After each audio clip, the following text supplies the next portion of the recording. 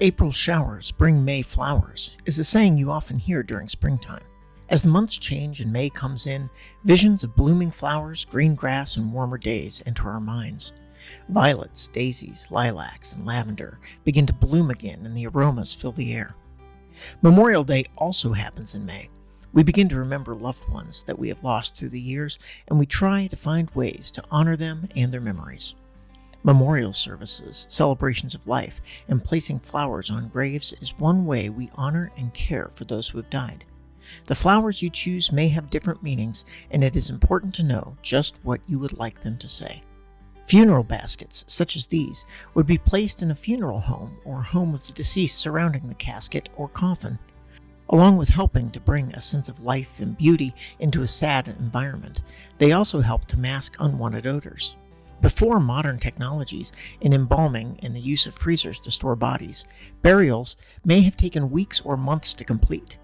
A body may stay in the home for an extended period of time awaiting burial. Adding floral arrangements to the room could greatly reduce the presence of decay in the home. Flowers, however, served another purpose, as arrangements and varieties each had their own meaning in the language of flowers. The language of flowers, or floriography, was introduced in England circa 1720 by Mary Wortley Montagu. It was derived from the early practice of using flower languages in Turkey during 15th and 16th centuries. Though flowers had been used symbolically in literature and art for centuries, in many different cultures it would not be recognized by Europeans until the 19th century.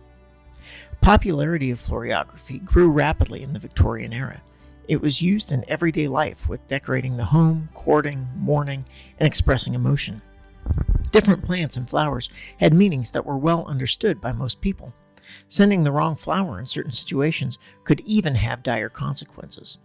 For example, sending forget-me-nots to a platonic friend would instead indicate that your intention was true love all along.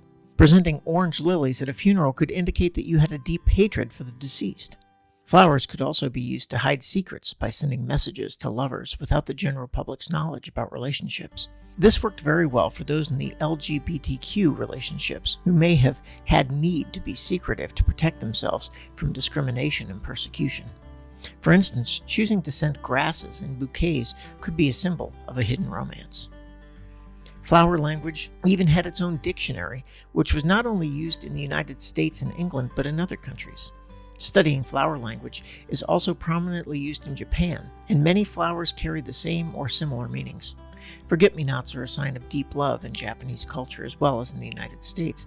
However, some native flowers have their own meanings, such as cherry blossoms or sakura, which represent a kind and gentle nature. As you visit graves this Memorial Day, take in your surroundings and the meanings of the flowers that have been placed around the cemetery.